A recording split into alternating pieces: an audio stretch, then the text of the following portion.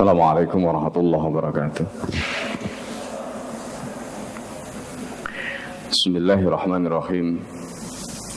Alhamdulillahi rabbil alamin wa bihi nasta'in ala umuri dunya waddin. Assalatu wassalamu ala asyrafil anbiya'i wal mursalin wa ala alihi wa ashabihi wa man da'a bi da'watihi ila yaumiddin. Rabbi shrah li sadri wa yassir li amri wa hlul 'uqdatam min lisani yafqahu qawli. Allahumma inna a'udzubika an adilla wa dhalla zilla wa zilla au adlima au udlama au ajala yajra alayya.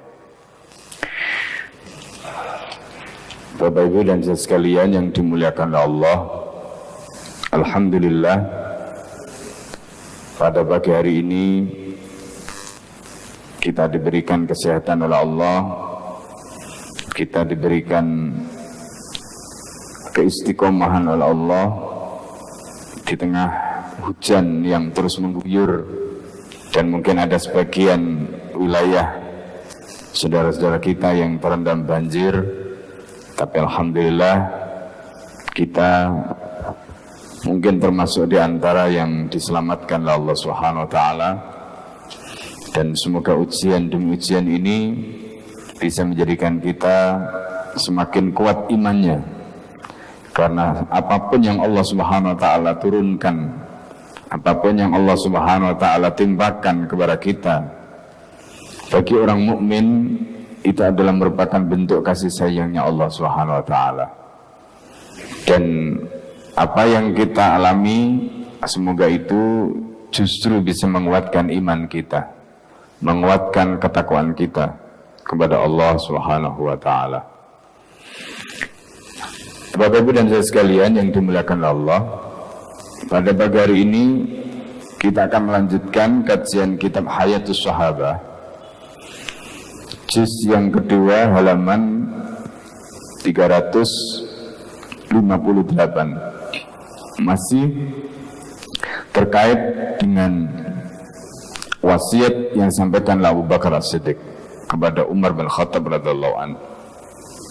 Di dalam pembahasan yang lalu kita sudah singgung tentang wasiat Abu Bakar As-Siddiq kepada Umar bin Khattab. Ada sebagian yang sudah kita sampaikan, tapi ada sebagian yang kemudian dirinci di dalam penjelasan ini.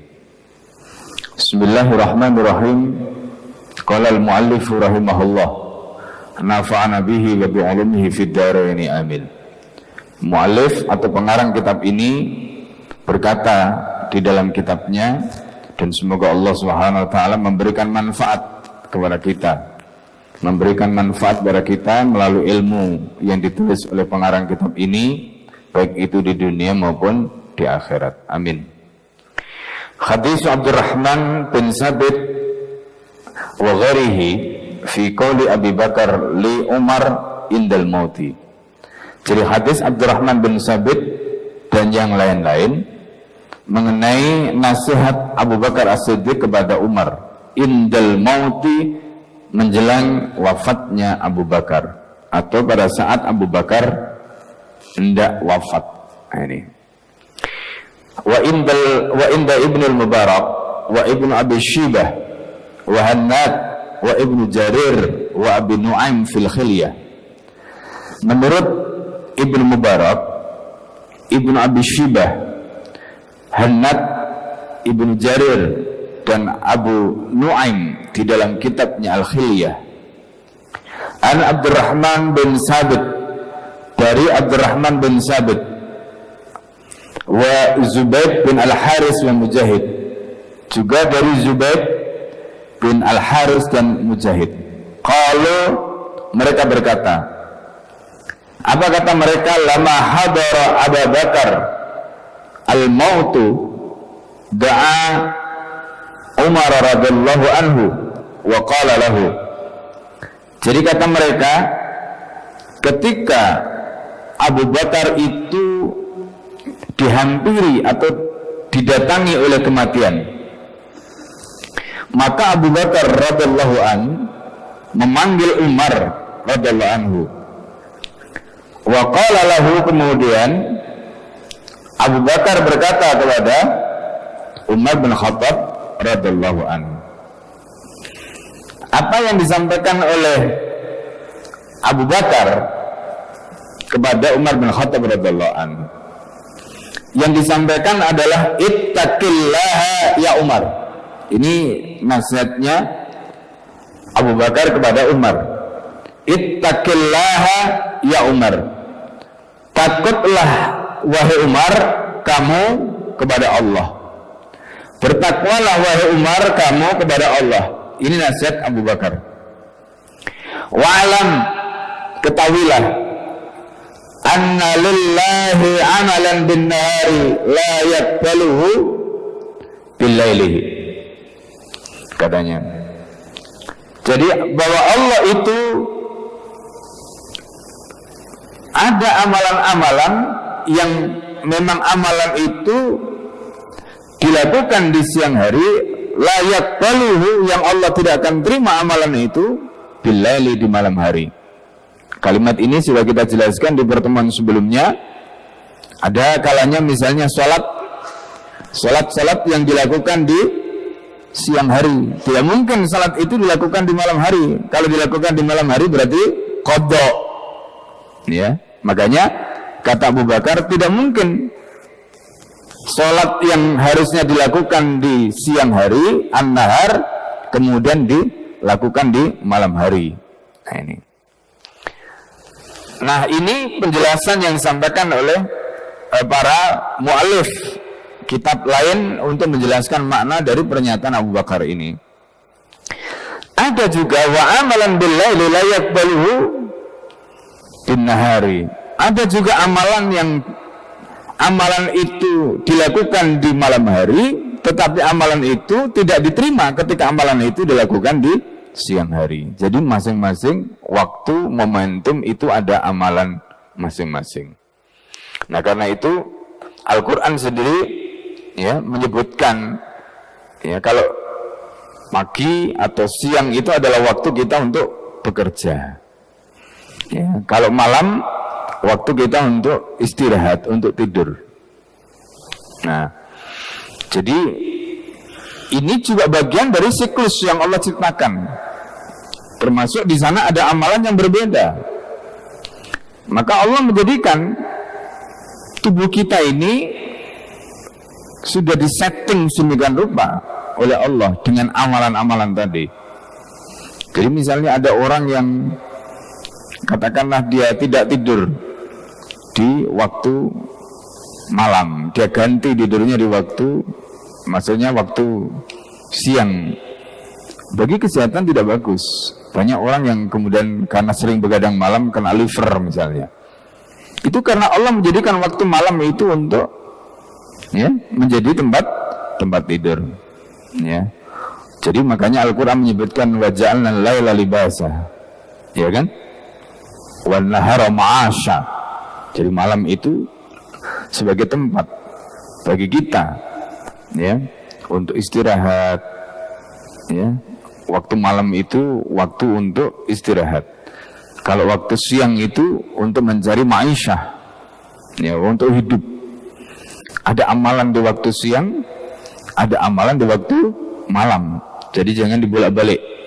Nah ini tentu ya masing-masing amalan tadi itu diatur sedemikian rupa oleh syariat Islam.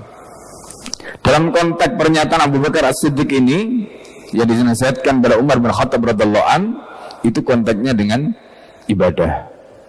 Ada ibadah-ibadah yang bisa dilakukan di waktu siang, dan Allah hanya menerima kalau itu dilakukan di waktu siang. Seperti tadi itu dalam penjelasan pernyataan ini disebutkan oleh para ulama, sholat misalnya duhur, asar misalnya tidak mungkin dilakukan di waktu malam. Begitu juga waktu-waktu ibadah di malam hari, sholat maghrib, sholat isya tidak mungkin dilaksanakan di waktu siang. Begitu juga misalnya qiyamul lail tidak mungkin dilaksanakan di waktu siang, harus dilakukan di waktu malam. Nah begitu juga puasa dilakukan di waktu siang, tidak mungkin puasa di waktu malam. Bahkan tidak boleh orang itu puasa di malam hari. Makanya Rasulullah mengatakan wa aqimus siyama ilal lail. Puasalah sampai malam, maksudnya sampai batas waktu maghrib. Setelah itu tidak boleh, maka tidak boleh wisal. Wisal itu habis maghrib nyambung puasa lagi, tidak boleh, itu hukumnya haram. Ya, meskipun niatnya puasa, tidak boleh. Nah ini yang harus kita pahami. Meski nanti ada hukum khusus bagi Nabi SAW.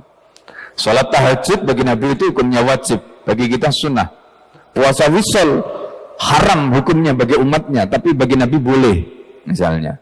Ini ketentuan-ketentuan hukum yang berbeda satu dengan yang lain. Nah, jadi itu amalan-amalan yang kadang-kadang amalan itu bisa dilaksanakan di siang saja, tidak bisa dilaksanakan di malam hari. Di malam hari tidak bisa dilaksanakan di siang hari. Karena itu di dalam hukum Islam itu ada namanya, jadi setiap hukum taklifi itu ada namanya hukum wad'i, ya. Bapak sekalian, jadi hukum taklifi itu namanya, ya, ada hukum wad'i. Hukum taklifi itu apa?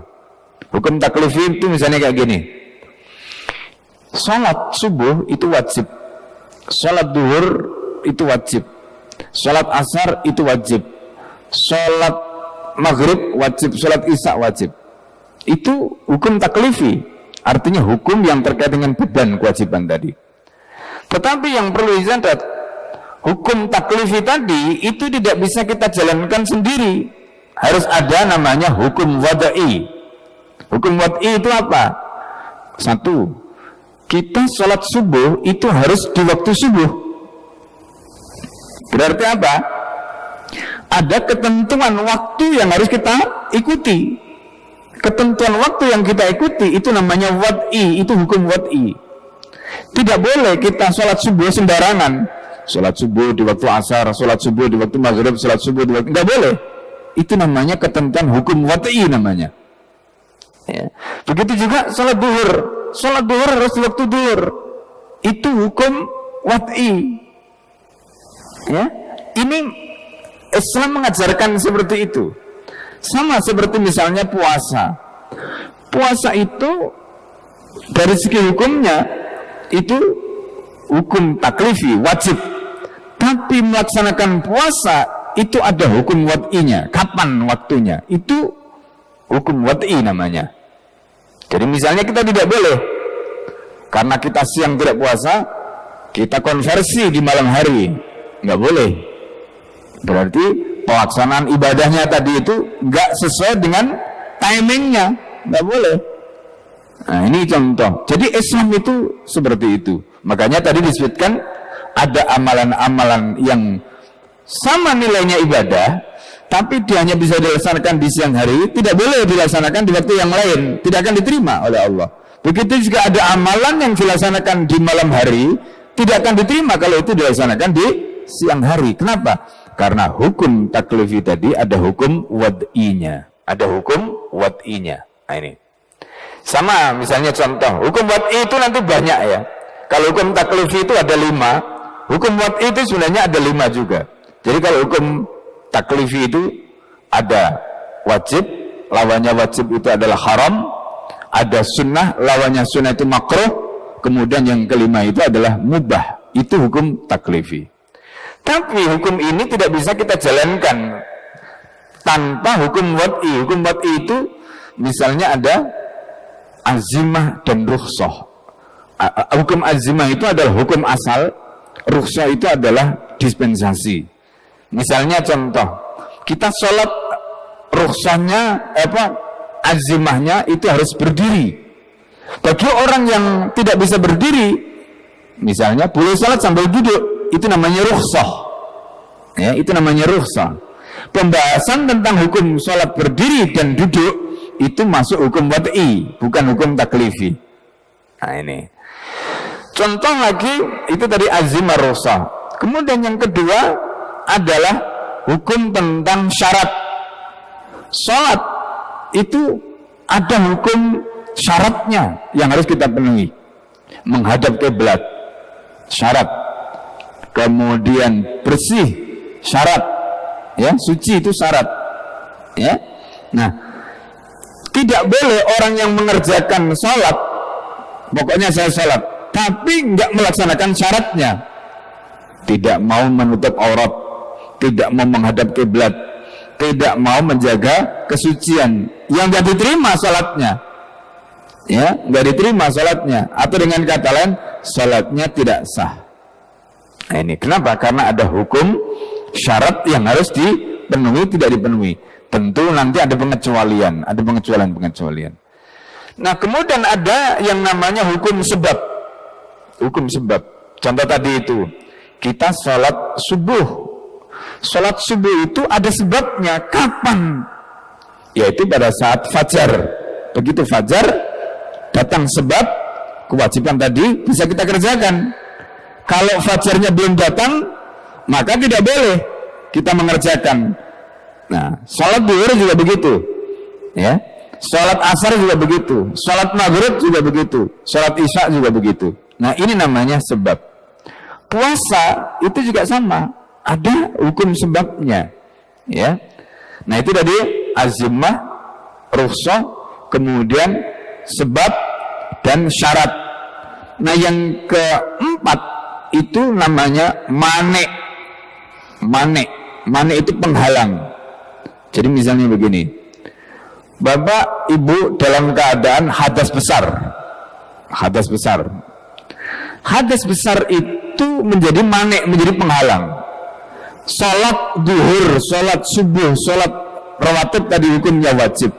Tapi kalau kita punya hadas besar, maka hadas besar itu menjadi penghalang kita untuk mengerjakan sholat tadi. Dan kita tidak bisa mengerjakan sholat itu selama penghalangnya tadi ada. Berarti apa? Penghalangnya harus dihilangkan dulu. Berarti apa? Harus mandi junub. Nah, itu namanya mane, harus dihilangkan dulu, ya. Sama seperti misalnya sebagian ulama itu menyebutkan, apakah orang kafir itu mereka wajib sholat? Jawabannya wajib. Orang kafir wajib sholat, orang kafir wajib puasa, orang kafir wajib zakat, orang kafir wajib haji, wajib. Tapi mereka punya penghalang. Apa penghalangnya? Kekufuran. Maka kalau dia bisa menghilangkan kekufuran tadi, berarti kewajiban tadi mereka wajib kerjakan. Karena itu di dalam Al-Quran, nanti pada hari kiamat, orang kafir itu mereka ditanya, di antara pertanyaannya apa? Masalakakum fi sakor? Apa yang menyebabkan kalian diseret ke neraka sakor? Qalu, kata mereka, lam naku minal musallin, karena dulu kami tidak sholat. Wala nut'imul miskin, dan kami tidak memberi makan orang miskin, maksudnya dari zakat. Berarti apa? Sholat wajib, bayar zakat wajib. Tapi mereka tidak bisa mengerjakan kewajiban itu karena apa? Ada mane, ada penghalang. Penghalangnya apa? Kekufuran. Nah, ini. Nah, yang terakhir, yang kelima itu adalah sihah, fasad, butlan. Nah, ini sah, fasid, dan batil. Nah, itu hukum yang kelima. Kalau kita memenuhi syarat-syarat tadi, maka berarti salat kita sah. Kalau kita tidak memenuhi syarat-syarat tadi, berarti salat kita tidak sah. Nah, itu. Dalam konteks jual beli, misalnya jual beli itu hukumnya mubah, tapi karena syarat dan ketentuan jual beli tadi itu tidak terpenuhi, maka boleh jadi jual belinya tidak sah atau bahkan batil. Nah, misalnya riba, batil, misalnya, ya. Jual beli menipu itu fasid, ya. Ketika dia menipu itu fasid, rusak. Nah, nanti itu pembahasannya panjang di dalam pembahasan usul fikih, ya, terkait dengan apa bedanya antara fasid dengan batil dalam jual beli. Itu nanti ada penjelasan lebih detail. Tapi ala kulli hal, yang saya ingin sampaikan dalam kesempatan ini, Bapak Ibu dan saudara sekalian yang dimuliakan oleh Allah, setiap amalan tadi ada hukumnya, ya. Setiap amalan tadi ada hukumnya. Ada amalan yang berlaku di malam hari, ada amalan yang berlaku di siang hari, dan masing-masing punya ketentuan hukum yang berbeda-beda. Nah, itu kita harus tahu. Sebab kalau kita tidak tahu amalan kita nanti tidak akan diterima oleh Allah Subhanahu wa taala. Nah ini naudzubillah, summa naudzubillah. Coba bayangkan, kita sudah capek melakukan amal, tapi ujung-ujungnya amal kita tidak diterima oleh Allah.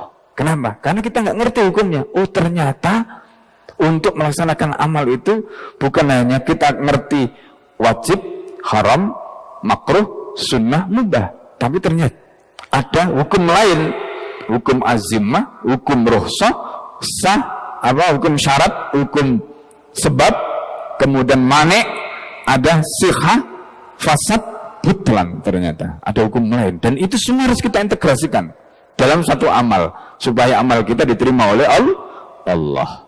Ini ya, saya lanjutkan. Wa annahu la yaqbalu nafilatan hatta tu'addal faridatuh. Ini nasihat Abu Bakar. Dan bahwa ibadah tambahan, ibadah sunnah, kata Abu Bakar, tidak akan diterima sampai yang wajib itu ditunaikan. Kadang-kadang begitu orang itu ya, dia pengen sedekah tapi utangnya banyak. Bayar hutang itu wajib, sedekah itu sunnah, jangan lupa itu ya. Bayar hutang itu wajib, berarti apa? Prioritaskan dulu bayar hutang, baru nanti kita bicara sedekah. Sedekah itu sunnah, jangan ngejar sedekahnya yang sunnah, hutangnya dikembang, nggak boleh ya. Itu gambaran layak balu nafilatan. Allah tidak akan menerima ibadah sunnah selama yang fardu tidak ditunaikan. Coba bayangkan, sholat wajib tidak dikerjakan, tapi ya, misalnya gini ya, sholat tahajud subuhnya 12 ya kan, itu berarti mengerjakan yang nafilah, yang fardunya tidak ditunaikan. Lah terus gimana ya kan? Nah ini nggak boleh ya, ada yang begitu ya, ada yang begitu. Wa inna ma sakulat mawazinu man sakulat mawazinuhu ya, jadi orang yang timbangannya baik itu nanti pada hari akhir itu timbangannya akan baik, timbangannya akan berat, amal kebaikannya itu. Ittiba'il haq, yaitu karena mereka mengikuti al-haq. Jadi kapan orang itu timbangan amal solehnya itu berat? Ketika mereka mengikuti yang hak. Fi darid dunya, di negeri dunia. Wa thaqala alaihim, ya, dan itu nanti di akhirat akan memberatkan timbangan amal soleh mereka. Nah ini makanya ketika kita melaksanakan amal tadi itu, kenapa saya jelaskan hukum itu ada 5 hukum taklifi, ada 5 hukum wad'i. Ini karena kita tidak mungkin amal kita diterima oleh Allah kalau kita nggak ngerti 10 hukum ini. 5 hukum taklifi, 5 hukum wad'i, itu baru namanya ittiba'ihmul haq. Kita mengikuti al-haq. Kalau kita bisa seperti itu, insya Allah. Itu pun masih ada satu lagi yang harus kita jaga, apa? Ikhlas. Nah ini, ya, benar itu satu, tapi ikhlas itu perkara lain. Orang itu ada yang bisa jaga amalnya benar, hukum taklifinya benar, hukum wad'inya benar, tapi enggak ikhlas, enggak diterima oleh Allah. Ya, ini makanya diterimanya amal itu 2 itu, ikhlas dan benar. Benar itu tadi itu mengikuti 10 hukum itu, hukum taklifi 5, hukum wad'i 5 tadi itu. Kalau itu kita bisa integrasikan di dalam amal kita, itu yang akan memberatkan timbangan amal baik kita, amal soleh kita. Kemudian di sini disebutkan wa huqqa limizanin yud'u fil haqq ghadan ayyakuna thaqilan. Dan sungguh timbangan ya itu nanti akan diletakkan di mana al-haqqu, kebenaran itu akan ditimbang di situ dan dia akan berat. Ya, Masya Allah. Makanya kita berdoa kepada Allah, semoga timbangan amal saleh kita ini lebih berat daripada amal buruknya. Kemudian Abu Bakar melanjutkan wa inna ma khaffat mawazinu man khaffat mawazinuhu. Kemudian ada orang yang timbangan amal solehnya ringan, yang berat amal buruknya. Pada hari kiamat, kenapa kok bisa begitu? Bittiba'ihimul batila, karena mereka mengikuti kebatilan. Fit dunya, di dunia. Kemudian wa khaffathu alaihim, dan kebatilan itu membuat ringan amal perbuatan baik mereka. Jadi ibarat timbangan begini, ini amal soleh, ini amal toleh, kebalikannya. Ini hasan, ini qobeh, ini hak, ini batil. Ya, ketika ini berat, maka ini naik. Kalau ini nggak nambah, tapi kan kadang-kadang ini nambah, yang ini nggak bertambah. Apa yang terjadi? Ini bobotnya lebih berat, ini naik. Nah sekarang kita evaluasi sendiri, mana yang nambah ini, amal solehnya kah ataukah amal buruknya? Itu mari kita evaluasi diri kita masing-masing, ya kan? Apa ukurannya? Ukurannya gampang. Kalau amal soleh itu berarti kita mengikuti yang hak tadi, semakin banyak maka semakin berat timbangannya. Begitu juga sebaliknya. Nah, ada satu hadis yang luar biasa, ya, yang luar biasa yang disampaikan oleh Rasulullah. Rasulullah SAW bertanya kepada para sahabat, ya, apa kata Nabi? Ya, tahukah kamu apa itu muflis? Orang yang bangkrut, kata Rasulullah SAW. Kemudian para sahabat menjawab, orang bangkrut itu adalah orang yang hartanya lebih sedikit daripada hutangnya, kata para sahabat. Kemudian Rasulullah SAW menjawab, itu bangkrut di dunia. Tapi Rasulullah SAW menjawab tentang kebangkrutan di akhirat. Sama sebenarnya, ada kemiripan. Orang yang bangkrut di dunia itu asetnya lebih sedikit daripada hutangnya. Jadi kalau asetnya dipakai membayar hutang, habis dia nggak punya apa-apa. Itu namanya bangkrut, muflis. Kata Rasulullah, kata para sahabat tadi. Lalu kemudian Rasulullah menjawab, orang muflis di akhirat itu adalah orang yang datang menghadap Allah Subhanahu wa taala. Dia membawa kebaikan. Apa kebaikannya? Pahala salatnya dia bawa, pahala puasanya dia bawa, pahala zakatnya dia bawa. Tetapi pahala salat, pahala puasa, pahala zakat itu kemudian dimakan oleh dosanya. Dosanya apa? Karena dia ngomongin orang, karena dia ini, karena dia itu. Habis akhirnya dosanya tadi itu timbangannya lebih berat daripada amal solehnya. Ya, sehingga akhirnya apa? Dosanya tadi itu menyeret dia, karena sudah nggak ada lagi yang diambil. Dari amal solehnya tadi itu nggak ada lagi yang diambil, maka dia bersama amal keburukannya itu, kata Nabi, kemudian akhirnya dicampakkan ke neraka oleh Allah Subhanahu wa taala. Inilah orang yang muflis. Ini makanya hati-hati, ya. Jadi orang muflis itu bukan dia tidak punya amal, dia punya amal, tetapi ternyata amal solehnya masih kalah dengan amal buruknya tadi itu. Itu diantaranya nasihat yang disampaikan. Wa huqqal mizanin yudau fil batil ghadan ayyakuna khafifan. Sungguh, kata Abu Bakar, timbangan nanti akan diletakkan. Nanti kebatilan itu akan ditimbang di situ. Ya, dan itu yang akan menjadikan apa? Timbangan tadi itu yang asalnya hanya berisi al-haq itu akan ringan. Kenapa kok ringan? Karena dia ditindihi dengan amal yang batil tadi itu. Jadi awalnya timbangannya mantap, tapi lama-lama terangkat. Ya, disitulah waktu-waktu yang mendebarkan, Bapak Ibu sekalian. Bagaimana tidak mendebarkan? Coba bayangkan ketika kita dalam posisi seperti itu, amal kita ditimbang itu.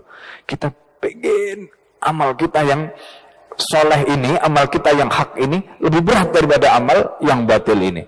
Tapi pada saat itu kita nggak bisa lagi. Makanya saya sering mengatakan, mumpung kita punya kesempatan, jangan mencukupkan amal, jangan merasa cukup dengan amal kita, ya, jangan merasa cukup dengan amal kita.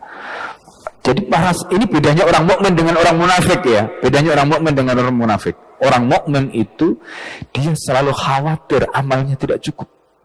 Dia selalu khawatir amalnya tidak diterima oleh Allah Subhanahu wa taala. Itu orang mukmin. Tapi orang munafik itu merasa ringan, merasa enteng. Allah itu Maha Pengampun. Nanti kalau aku melakukan amal yang salah, tinggal minta ampun saja kepada Allah. Itu orang munafik. Na'udzubillah, summa na'udzubillah. Nah, jadi kita jangan merasa aman dengan amal kita. Dan ingat, pada waktu di depan mizan itu adalah waktu-waktu yang sangat mendebarkan hati kita. Ya. Bayangkan ketika amal kita ditimbang, terus kita timbangannya gitu ya, naik turun begitu, Masya Allah. Itu kita nggak kebayang pada saat itu, ya. Ini yang diingatkan oleh Abu Bakar. Wa anna Allah Ta'ala dzakara 'alal jannah fa dzakarahum bi ahsani amalihim wa tajawaza an sayyihi fa idza dzakartum qalu inni la akhafu alla alhaqa bihim, katanya. Kemudian Abu Bakar mengatakan Allah telah menyebutkan penghuni surga. Fa dzakarahum, Allah, ya. Jadi Allah menyebut mereka bi ahsani a'malihim, karena amal mereka yang baik. Wa tajawaz an sayyihi, dan Allah melupakan keburukannya. Tentu kalau keburukannya itu lebih sedikit daripada kebaikannya tadi itu. Fa idza dzakartuhum, kalau aku mengingat mereka, qultu, aku berkata, kata Abu Bakar, inni la khafu, aku sungguh takut, kata Abu Bakar, Allah al-haqqa bihim, takut aku tidak bisa menyusul mereka, jangan-jangan aku ini tidak termasuk penghuni surga. Masya Allah, Abu Bakar ngomong begitu, padahal lisan Rasulullah sudah memberikan stempel kepada Abu Bakar bahwa Abu Bakar fil jannah, Abu Bakar di surga. Subhanallah, itu lisan Rasulullah sudah memberikan stempel kepada Abu Bakar fil jannah. Kemudian wa anna Allah Ta'ala dzakara al-nar fa dzakarum bi asya'i amalihim, Allah kemudian menyebutkan penghuni neraka, lalu Allah sebutkan mereka dengan amal mereka yang buruk. Wa radda 'alaihim ahsanahu, Allah ketika menyebut amal buruk mereka, tentu ada kebaikannya, tapi kebaikan mereka tadi itu ditolak. Kebaikan mereka tadi itu nggak bisa menutup keburukan mereka, sehingga akhirnya apa? Akhirnya mereka masuk neraka. Fa idza dzakartuhu, kalau aku ingat mereka, kata Abu Bakar, qultu, aku katakan, inni akhafu an akuna ma'a haula, aku takut kalau aku nanti jangan-jangan aku ini termasuk mereka. Masya Allah, itu Abu Bakar As-Siddiq. Kemudian beliau menyebutkan ayat rahmat dan ayat adab. Fa yakunul 'abdu raghiban rahiban, kata Abu Bakar, seorang hamba itu dalam posisi dua. Raghib, dia berharap rahmatnya Allah, kasih sayangnya Allah. Rahib, dia takut adabnya Allah Subhanahu wa taala. Wala yatamanna 'ala Allahi ghairal haqq, dan dia tidak berharap kepada Allah kecuali yang baik, yang benar. Wala yaqnat min rahmatih, orang mukmin itu tidak akan putus asa dari kasih sayangnya Allah. Wala yulqa biyadihi ilal halakah, dan dia wala yulqa biyadihi ilal halakah, dan dia tidak akan menjerumuskan dirinya dalam kebinasaan. Apa? Menjerumuskan dirinya ke dalam kebinasaan. Sebagian sahabat mengatakan mereka meninggalkan jihad, mereka memilih dunia. Itu, ya, wala tulku aidikum ila tahlukah, kamu jangan ceburkan dirimu ke dalam kebinasaan. Itu maksudnya meninggalkan jihad, meninggalkan perjuangan, memilih kehidupan dunia, pengen aman. Ini kebinasaan. Bukan menceburkan diri dalam kebinasaan itu berarti jangan berjuang, tidak. Kebalik justru, ya, para sahabat memahami sebaliknya. Ketika mereka memilih dunia, meninggalkan perjuangan, itu berarti mereka memilih kebinasaan. Na'udzubillah, summa na'udzubillah. Fa in anta hafidta wasiyati, kata Abu Bakar, kalau kamu hafalkan, kamu jaga wasiatku, fala yaku ghaibun ahabu ilaika minal mauti wa huwa atika, maka tidak ada perkara gaib yang lebih kamu cintai ketimbang kematian. Ya, maksudnya apa? Orang yang baik itu orang yang dia nggak takut mati, bahkan dia pengen mati. Kenapa? Apa yang ditakutkan? Karena bagi dia hidup ini adalah ladang untuk beramal, dan pada saat dia sudah selesai dipanggil menghadap Allah, pada saat menghadap Allah dia menghadap dengan senyum. Kenapa?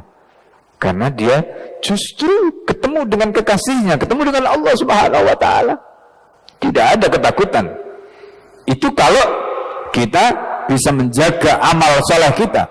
Nah, sebaliknya di sini disebutkan wa in anta bayyata wasiyati.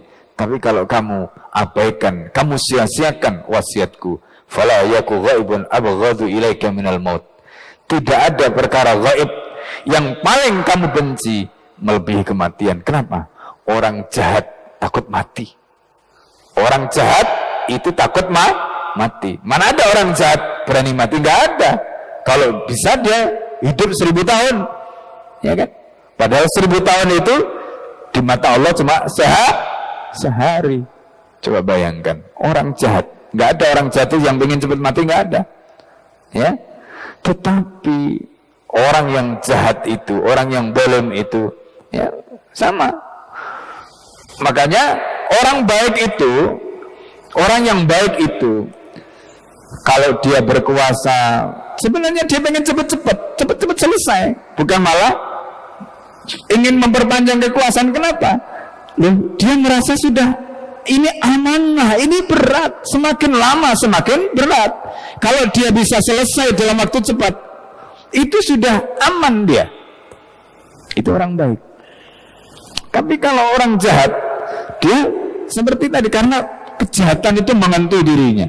Ketika kejahatan itu menghantui dirinya, kalau bisa dia nggak mati-mati, gitu, karena takut mati. Begitu juga kalau berkuasa, kalau bisa bertahan lama, gitu. Kenapa? Untuk menutupi kejahatan terus begitu. Supaya apa? Dia tidak menghadapi pengadilan, dia tidak menghadapi macam-macam tadi itu, takut. Makanya lihat, ini nasihatnya, ya, nasihatnya Abu Bakar kepada Umar bin Khattab radhiyallahu anhu.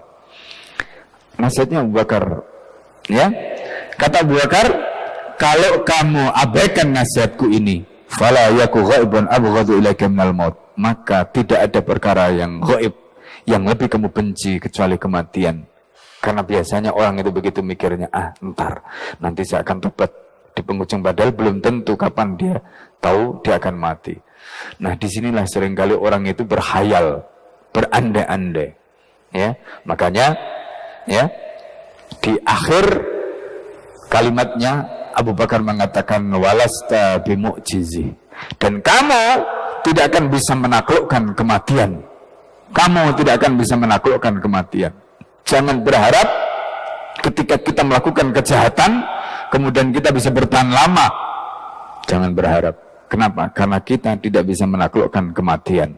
Karena kematian itu datangnya dari Allah. Allah bisa mencabut nyawa kita kapan saja. Nah, ini wasiat yang luar biasa yang disampaikan Abu Bakar As-Siddiq kepada Umar bin Khattab radhiyallahu anhu.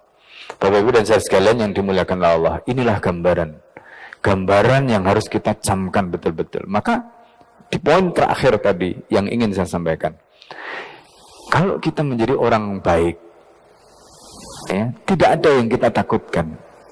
Tidak ada yang kita takutkan. Kalau kita menjadi orang soleh, tidak ada yang kita takutkan. Apa yang kita takutkan? Umar bin Khattab akhirnya ketika menjadi khalifah, Umar bin Khattab itu ketika menjadi khalifah, beliau itu bisa tidur di bawah pohon kurma. Gak ada seorang pun pengawal khalifah yang awal, gak ada. Dan Umar bin Khattab gak ada yang awal, gak ada. Sampai ketika ada utusan Romawi yang datang mau menyampaikan surat kepada Umar bin Khattab, datang ke rumahnya, rumah Umar gak ada orang, ketemu Abdullah bin Umar, diajak, ayo aku tunjukkan. Kalau jam segini, jam kailulah, biasanya Umar bin Khattab itu istirahat menjelang zuhur. Datang ke satu tempat itu adalah kebun kurma. Ternyata Umar bin Khattab tidur seperti seorang budak, tidur tanpa alas di bawah pohon kurma yang begitu nyenyak. Kata utusan Romawi itu, ini Amirul Mukminin, ini khalifah, ini pemimpin orang Islam seluruh dunia itu. Kira-kira begitu. Masya Allah, kata mereka. Kenapa Umar bisa seperti itu? Karena raja kami nggak bisa tidur kayak begini. Kenapa? Dan dari situ saja mereka kemudian berkesimpulan. Apa kesimpulan mereka? Umar bisa seperti ini karena Umar adalah orang baik. Umar bisa begini karena Umar adalah orang yang adil. Tidak ada yang ditakutkan, tidak yang dikhawatirkan oleh Umar. Nah, itu gambaran tentang keadilan, gambaran tentang bagaimana orang baik. Jadi orang baik, insya Allah hidupnya akan tenang. Orang baik itu hidupnya akan terjaga karena kebaikannya tadi itu. Dan itulah yang terjadi pada Umar bin Khattab radhiyallahu anhu.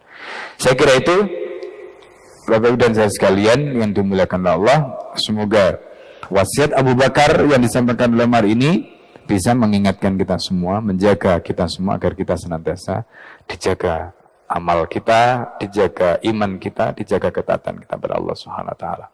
Sebelum kita tutup, karena waktu syuruk, ya silakan kalau ada satu dua yang mau nanya atau mau menyampaikan sesuatu, saya persilahkan sebelum kita akhiri. Ada? Kalau tidak ada, kita cukupkan sampai di sini majelis kita dengan doa kafaratul majelis sama-sama. Subhanakallahumma wa bihamdika asyhadu an la ilaha illa anta astaghfiruka wa atubu ilaik. Assalamualaikum warahmatullahi wabarakatuh. Allahumma arhamna bil Qur'an waj'alhu lana imaman wa nuran wa hudan wa rahmah. Allahumma dhakkirna minhu ma nasina, allimna minhu ma jahilna, warzuqna tilawatahu ana al-laili wa ana an-nahar, waj'alhu lana hujjatan. Allahumma arhamna bil Qur'an waj'alhu lana imaman wa nuran wa hudan wa rahmah. Allahumma dhakkirna minhu ma nasina, allimna minhu ma jahilna, warzuqna tilawatahu ana al-laili wa ana an-nahar, waj'alhu lana hujjatan